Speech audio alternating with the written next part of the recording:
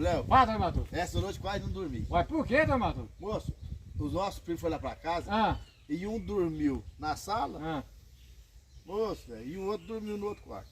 Mas o da sala virou uma roncação, Ah, Maria. noite inteirinha roncando. E eu não dormi.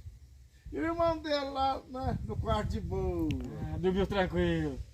Essa noite ele vai vir. Só vai fazer, Tomato? Quem não vai dormir é ele. Eu quero pôr o irmão dele lá no meu quarto junto comigo. E aí ele vai roncar a noite inteira e ele que não vai dormir.